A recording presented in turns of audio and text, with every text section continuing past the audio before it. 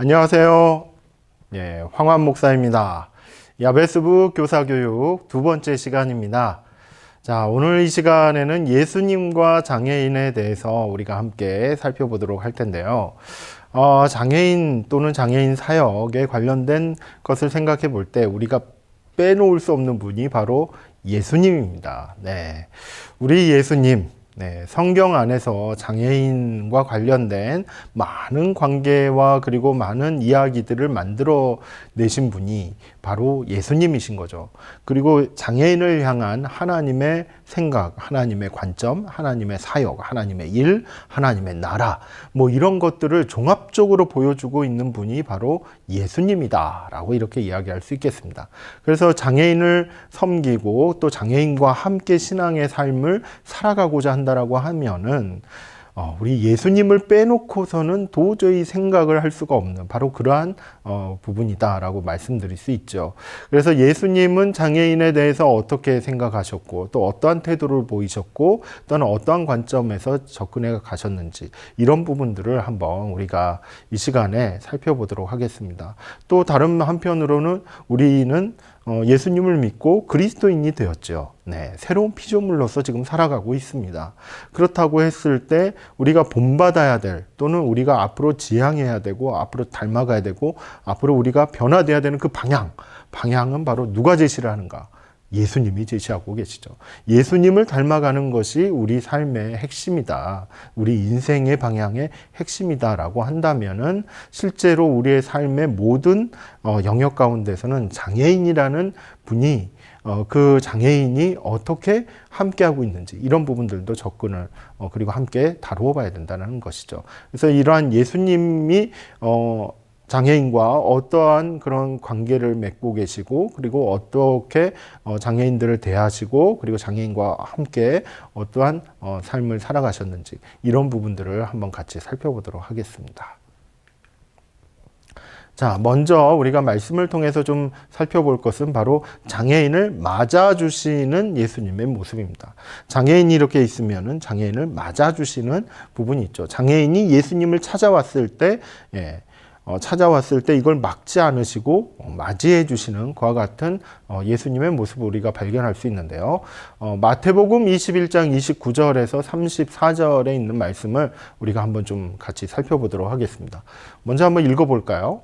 그들이 여리고에서 떠나갈 때에 큰 무리가 예수를 따르더라.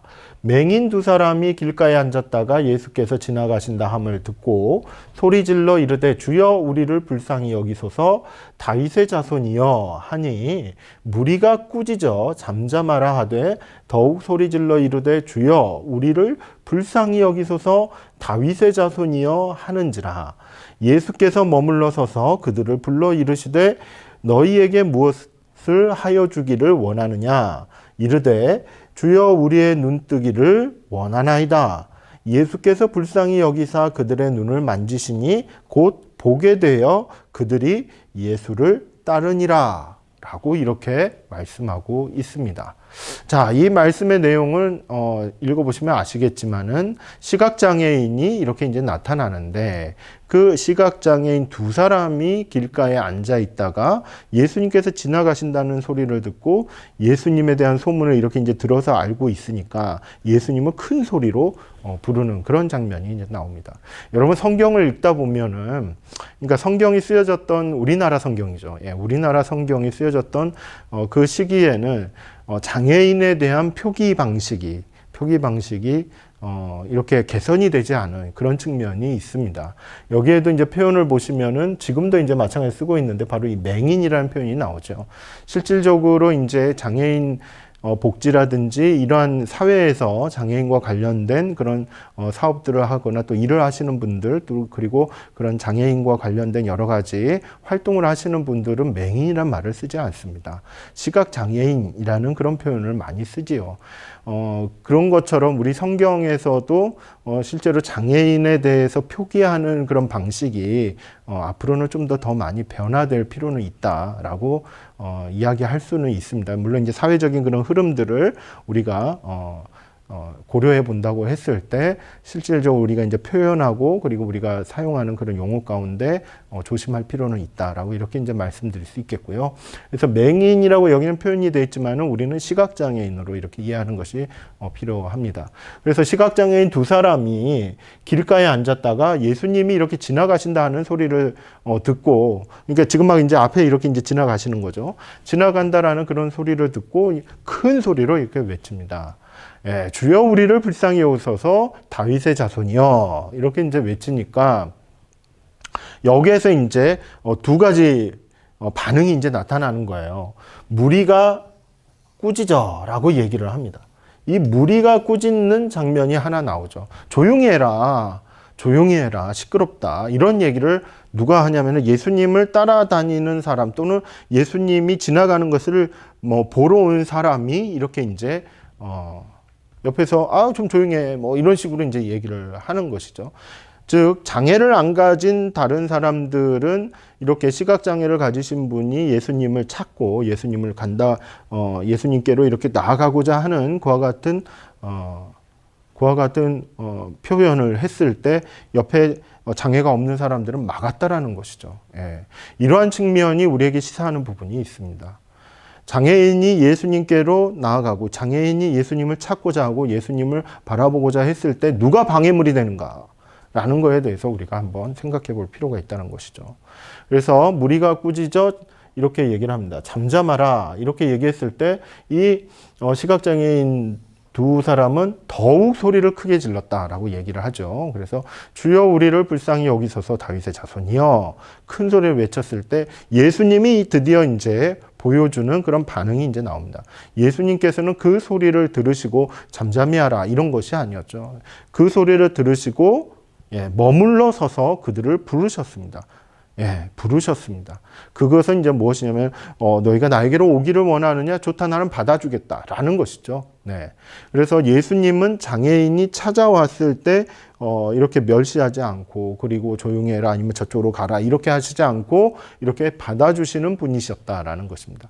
이런 측면에서 예수님은 장애인을 멀리 하시는 것이 아니라 다가오실 수 있도록 그 옆자리를 비워주시는 그와 같은 분이다라고 얘기할 수 있습니다. 그러면서 이제 말씀하시는 것이 너희에게 무엇을 하여 주기를 원하느냐? 그들이 이제 실제로 예수님을 부른 그런 이유를 알고자 원하셨다는 것이죠. 그랬을 때 우리의 눈뜨기를 원합니다. 그래, 불쌍히 여기시는 그와 같은 예수님의 모습이 여기서 나옵니다. 그래서 실제로 이들이 이제 눈을 뜨고 일상의 삶을 살아가고 직업 생활을 해나가고 하는 그와 같은 일상의 삶을 살아가고자 원했을 때 예수님은 그들의 그런 처지를 아시고 불쌍히 여기시는 그리고 눈을 만지시고 그리고 보게 되는 그와 같은 역사가 일어나는 것이죠. 즉 예수님께서는 무리들과는 다른 그런 입장을 취하셨다라는 것입니다. 무리들은 장애인들이 예수님께로 나아가는데 방해를 했지만 예수님은 받아들이셨다라는 것이죠. 그리고 실제로 이렇게 대화를 하시면서 장애인이 왜 예수님께로 나오고자 하는지 그 이유를 파악하시고 그 이유에 합당한 이런 대우를 이렇게 해주시는 것을 우리는 여기에서 발견할 수가 있습니다. 자, 그 다음에 이제 우리가 좀 한번 살펴볼 예수님의 모습은 뭐냐면은 장애인을 찾아가신 예수님이다라는 것인데요. 자, 장애인을 찾아가신 예수님의 모습을 어디에서 좀 발견할 수 있냐면 요한복음 5장 5절에서 10절에 있는 말씀입니다. 여러분들도 아마 잘 아시는 부분일 텐데요. 같이 한번 읽어보겠습니다. 거기 38배 된 병자가 있더라. 예수께서 그 누운 것을 보시고 병이 벌써 오래된 줄 아시고 이르시되 내가 낫고자 하느냐? 병자가 대답하여 주여 물이 움직일 때에 나를 못에 넣어주는 사람이 없어 내가 가는 동안에 다른 사람이 먼저 내려가나이다. 예수께서 이르시되 일어나 내 자리를 들고 걸어가라 하시니 그 사람이 곧 나아서 자리를 들고 걸어가니라. 이 날은 안식일이니 유대인들이 병 나은 사람에게 이르되 안식일인데 내가 자리를 들고 가는 것이 옳지 아니하니라. 이렇게 이야기하고 있습니다. 자, 이 말씀의 내용은 말 그대로 이제 베데스다라는 곳에 연못가가 있죠. 그 연못가에는 5개의 그 행각, 일종의 이제 여관 같은 이제 그와 같은 곳이 있는데 거기에는 많은 장애인들과 환자들이 거기에 이제 많이 있었다라는 것이죠. 거기는 연못이 있는데 그 연못에서 어떤 일이 벌어지냐면은 천사가 와서 한번 확 흔들고 난 다음에 무슨 일이 이제 벌어지면은 그런 흔드는 일이 물이 크게 이렇게 동하는 일이 생기면은 그 다음에 먼저 들어가는 사람이 모든 병을 다 나을 수 있다라는 그런 전설 같은 이야기가 거기에 이제 내려온다는 것이죠. 이제 이와 같은 곳에 예수님이 이제 직접 찾아가신 거예요. 병자들이 있고 환자들이 있고 장애인이 있는 그곳에 예수님이 제자들과 함께 이렇게 찾아가시는 그와 같은 장면이 나오는 것입니다. 이것은 무슨 말일까요? 예수님은 장애인을 찾아가시는 분입니다. 그러니까 가만히 있는 그 장애인이 예수님께로 찾아올 때까지 기다리시는 분이 아니라 장애인이 있는 곳을 예수님이 찾아가셨다는 것이죠. 그리고 거기에서 38회 된 병자, 아주 장기간 동안 만성질환을 겪고 있는, 그것 때문에 많은 어려움을, 와상 상태라고 이렇게 볼 수가 있겠는데요. 그런 상태의 어떤 질병을 가지고 있는 일종의 이제 장애인이죠. 신체 장애인이라고 볼 수 있습니다. 그런 장애인을 이렇게 만나시고 그 장애인이 누워있는 것을 보시고, 그 다음에 병이 오래된 줄을 아시고, 그냥 보고 그냥 지나가는 것이 아니고, 그 병이 오래됐구나, 어떤 상태구나, 라는 것을 친히 보시고 파악을 하신 것이죠. 아시고 난 다음에 지나가시는 것이 아니고, 그냥 가신 것이 아니고, 이르시되라고 얘기를 합니다. 내가 낫고자 하느냐, 즉 상담이 이제 들어가는 것이죠. 예. 즉 예수님은 장애인을 찾아가시고 그 중에서 가장 위중하다라고 보시는 생각되는 38회 된 병자, 그 환자를 찾아가서 보시고, 그리고 병이 오래된 것을 아시고 가장 어려운 그런 형편에 있는 환자를 이렇게 치료해 주시는 그런 장면이 나오는 거예요. 그 환자는 이렇게 이야기합니다. 어느 누구도 나를 도와주지 않습니다. 상당히 힘듭니다. 이제 그와 같은 상황에서 이제 예수님은 내 자리를 들고 일어나라라고, 그리고 걸어가라라고 얘기를 하시죠. 이제 그 말씀대로 이 환자는 예수님이 주시는 그 능력 가운데 이제 치유함을 받고, 그리고 일상으로 이제 돌아가게 됩니다. 그런데 여기에서 우리가 좀 더 주목하고 싶은 건 뭐냐면 장애인을 이렇게 이제 찾아갔단 말이에요. 예. 장애인을 찾아가신 예수님과 그 다음에 유대인들이 여기서 나와요. 이 유대인들은 뭐냐면 장애인을 찾아간 사람들이 아닙니다. 장애인들이 그 38회 된 그 환자가, 38년 된 그 환자가 일어나가지고 이제 길거리를 나오고 이렇게 이제 생활하는 걸 봤을 때 유대인들이 그걸 본 것이죠. 마을에서 보고 난 다음에 이제 하는 말이 이 안식일인데 저렇게 돌아다니네? 이런 일이 있으면 안 되는데? 라고 이렇게 보는 거예요. 그러니까 병이 나은 것보다도 이 사람들은 안식일을 지키는 것이 훨씬 더 중요한 사람들인 것이죠. 그런데 예수님께서는 안식일인데 그 38년 된 병자를 찾아가신 거고, 병을 낫는 그와 같은 치유의 역사를 일으키신 그런 부분들이 이제 나오는 거예요. 이게 예수님과 유대인과의 차이점입니다. 차이점. 그렇다면 우리의 입장이 어디의 입장인가?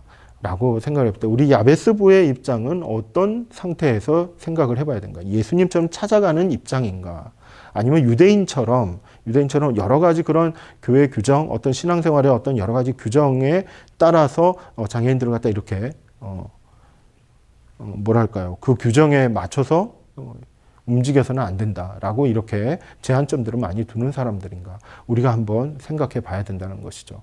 그래서 이 말씀을 통해서 우리가 한번 같이 볼 수 있는 것은 장애인을 이렇게 이제 찾아가셨던 것처럼 우리도 장애인을 찾아가는 것이 필요하다라는 것이죠. 코로나 상황 가운데에서도 어떻게 찾아갈 것인가, 어떻게 접근할 것인가, 이런 부분에 있어서 우리가 지혜를 모으고 그리고 마음을 모으는 것이 필요해 보인다라고도 말씀드릴 수 있겠습니다. 자, 세 번째로 이제 다루어 볼 수 있는 것은 바로 장애인을 치유하시는 예수님입니다. 예수님은 이제 장애인들을 맞아주시고, 그리고 찾아가시고, 그 장애인을 치유하시는 이제 그런 부분이 있죠. 여기서 이제 치유라는 부분이 때로는, 일각에서는 조금 이거는 좀 적절하지 않는 표현이다, 이렇게 또 보시는 분들이 있을 수 있어요. 하지만은 장애라는 부분들이 어느 정도 개선이 가능한 영역들이 좀 있기 때문에 그러한 부분에 있어서는 치유라는 부분이 좀 있다라는 거고, 신체적이나 정신적인 부분에서 장애를 경험한다라고 했을 때 그 부분이 결코 이렇게 좀 개선되지 않는 그런 영역들이 있을 수 있지만은 어느 한계점에 다다르기 전에는 나름대로의 그런 어떤 시간이 걸리더라도 개선할 수 있는 영역들이 있다라는 점, 그리고 그러한 부분에 있어서는 우리가 개선들을 꾸준하게 추구해 가는 것이 필요하다는 고 이렇게 좀 얘기할 수 있겠습니다. 이것은 이제 일종의 재활의 영역으로 우리가 좀 이해할 수 있는데요.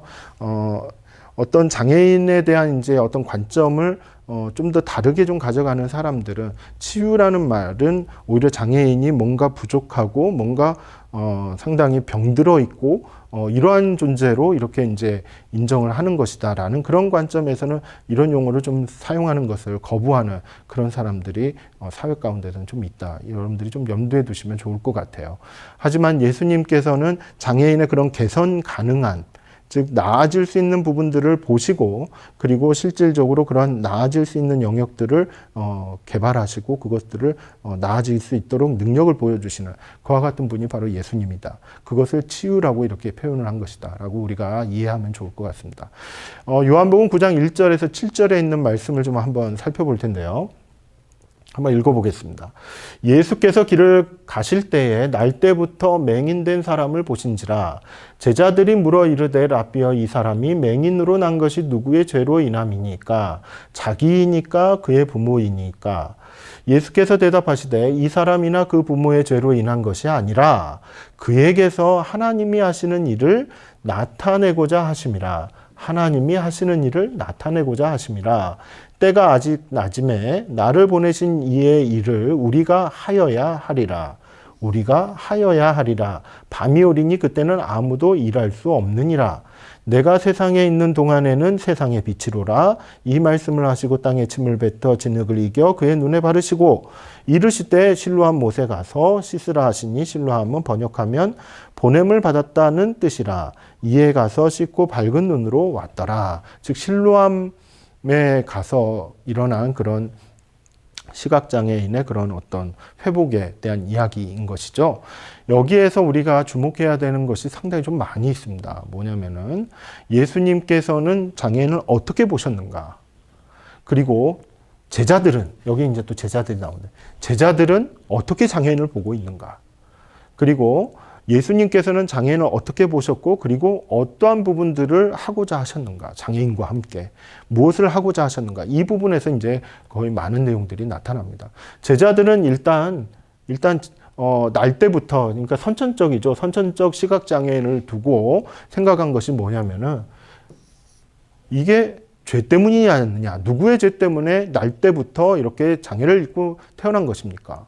라고 이렇게 질문한 거예요. 즉 장애는 죄로 말미암는 것이다 라는 것이 기본적인 입장이었다라는 것이죠. 하지만 예수님의 입장은 죄가 아니라 하나님이 하시는 일을 나타내기 위해서 날 때부터 이렇게 장애를 가지고 태어나게 되었다. 즉 하나님이 이 장애를 통해서 뭔가를 하신다라는 이야기를 이야기합니다. 즉 장애인과 하나님은 무언가를 이룰 수 있는 하나의 공동체다라고 이렇게 볼 수 있는 것이죠. 그렇기 때문에 예수님도 장애인을 같이 일하는 어떤 존재로 이렇게 여기고 계십니다. 나를 보내신 이의 일을, 즉 하나님의 일이죠. 하나님이 하시는 일을 우리가 하여야 하리라 라고 이렇게 이야기합니다. 하나님이 하시는 일, 바로 예수님과 그리고 예수님의 제자들이 같이 하는 것, 그리고 여기에 장애인도 같이 하는 것을 이야기하는 것이죠. 오늘날로 얘기하면 교회가 같이 하는 것이죠. 네, 우리 야베스부가 같이 하는 것이죠. 하나님이 하시는 일을 우리 야베스부가 하는 것이다 라고 이렇게 이야기할 수 있겠습니다.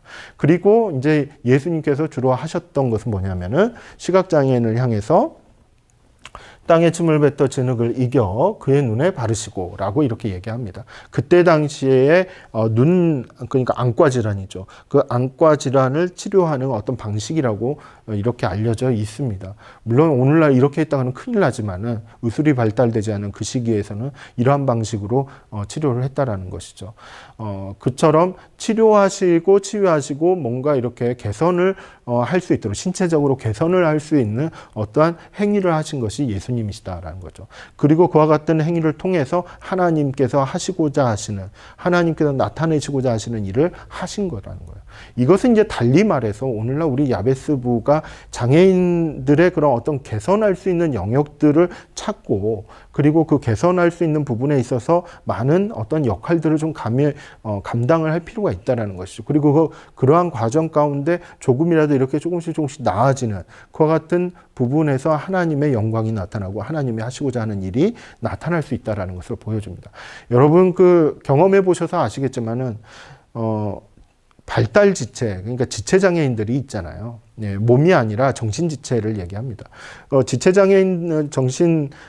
장애인들이 이렇게 발달을 하는 그 과정에서 보면은 변화가 일어나요. 그런데 천천히 일어난다라는 점이 물론 다른 일반 아동이나 이런 부분하고는 비장애인과는 좀 다른 점이지만은 여전히도 이렇게 개선이 되고 있고 가능한 부분들이 있다라는 것을 우리는 확인을 할 수가 있다라는 것이죠. 그리고 그러한 영역에 있어서 우리가 영적인 부분에 우리가 어떻게 도움이 될 수 있겠는가. 그리고 영적인 부분들을 다루는 데 있어서 어떤 이런 발달 장애들을 좀 더 개선할 수 있는 부분, 시각이나 청각 장애들을 좀 더 이렇게 같이 고려할 수 있는 그와 같은 부분들을 우리가 어떻게 하면 찾아갈 수 있을까, 이런 것들을 한번 고민하는 것이 필요하다라는 것이죠. 이제 그런 부분에서 하나님이 하시는 일들이 나타날 수 있다라는 것을 이 말씀을 통해서 우리는 확인할 수 있습니다. 자, 네 번째 문제, 마지막 주제가 될 것 같은데요. 장애인이 복음의 대상임을 선포하시는 예수님입니다. 즉 예수님은 장애인을 바라보셨을 때 복음을 듣는 그런 대상인데, 특별히 이 대상으로서의 그런 장애인을 보실 때 다른 사람들보다 더 우선적으로 이렇게 보셨다라는 것을 우리는 좀 더 주제할 필요가 있습니다. 누가복음 4장 18절과 19절 말씀 한번 읽어보겠습니다. 주의 사랑이 내게 임하셨으니 이는 가난한 자에게 복음을 전하게 하시려고 내게 기름을 부으시고 나를 보내사 포로된 자에게 자유를, 눈먼 자에게 다시 보게 함을 전파하며 눌린 자를 자유롭게 하고 주의 은혜의 해를 전파하게 하려 하심이라 하였더라라고 이렇게 이제 전하고 있는데요. 이 말씀의 이제 내용을 보시면은 눈먼 자가 나오죠. 즉 장애인의 한 유형이 나오고 있습니다. 그리고 여기 보면은 눌린 자도 있는데요. 이 눌린 자는 이제 여러 가지 측면에서 해석을 할 수 있지만은 저는 특별히 이 부분에서는 정신장애인들을 좀 한번 이야기를 해보고 싶어요. 그렇긴 한데, 여기서 좀 더 주목하고 싶은 것은 바로 이 말씀을 하신 그 배경을 좀 우리가 좀 살펴봐야 되는데, 예수님께서 이렇게 주의 성령이 내게 임하셨으니 쭉 하면서 이렇게 말씀하시는 이 장소가 어디냐면은 바로 나사렛입니다. 나사렛에 이제 고향 땅에 이제 가신 것이죠. 그 부분은 이제 어떻게 설명할 수 있냐면은요, 예수님께서 여러 가지 사역을 하시는 그 초기에 있어서 갈릴리 지역으로 가셔서 이렇게 말씀을 전하시고, 그리고 천국 복음을 전하시고, 가르치시고, 그리고 병자들과 장애인들을 이렇게 치료하시고 함께 하시고 하는 그 같은 사역들을 하셨을 때 이 말씀을 고향 땅에 가서 이제 전하신 거예요. 이 사역의 후반에 가서 말씀하신 게 아니고 초반에 이렇게 말씀하신 거예요. 공생의 초반에. 이것이 갖는 의미는 무엇이냐면은 복음을 듣는 사람들이 여러 명일 수 있습니다. 일반 아주 잘 사는 사람도 복음을 들어야 됩니다. 그리고 경제적으로 어렵고 사회적으로 많이 어려운 그런 사람들도 복음을 들어야 됩니다. 그리고 그 들어야 되는 상황 중에 장애인도 포함이 되어 있다는 것이죠. 그리고 무엇보다도 이 장애인은 복음을 들어야 될 우선적인 그와 같은 위치에 있는 사람이다라는 것을 우리는 여기에서 볼 수가 있습니다. 즉 사역 초기에 예수님이 복음을 전할 대상들을 몇몇을 이렇게 이제 제시를 하셨는데, 포로된 자, 눈먼 자, 눌린 자를 제시를 하신 거예요. 이제 그와 같은 부분들에 있어서 복음을 드려야 될 대상으로서 장애인을 특별히 눈여겨보고 계시는 그 같은 예수님의 그런 시각을 우리는 알 필요가 있다라는 것이죠. 자, 지금까지 이제 예수님의 모습과 그리고 장애인과 어떻게 연관이 되어 있는지 이런 부분들을 우리가 한번 살펴보았는데요. 제가 지난 시간에는 좀 긴장을 해가지고 기도를 안 하고 마쳤었어요. 그래서 오늘 이 시간에는 잠깐 좀 기도하고 마치도록 하겠습니다. 함께 기도하겠습니다. 사랑과 은혜가 충만하신 아버지 하나님 감사를 드립니다. 코로나 때문에 함께 만나지 못하고 그리고 우리의 일상의 삶 그리고 신앙의 삶도 많이 어렵고 힘든 가운데 있사온데 아버지 하나님 이 상황 가운데서도 하나님이 뜻하시는 것을 알게 하시고 깨닫게 하시고 그 가운데 성장을 이룰 수 있도록 저희들을 붙들어 주시기를 원합니다.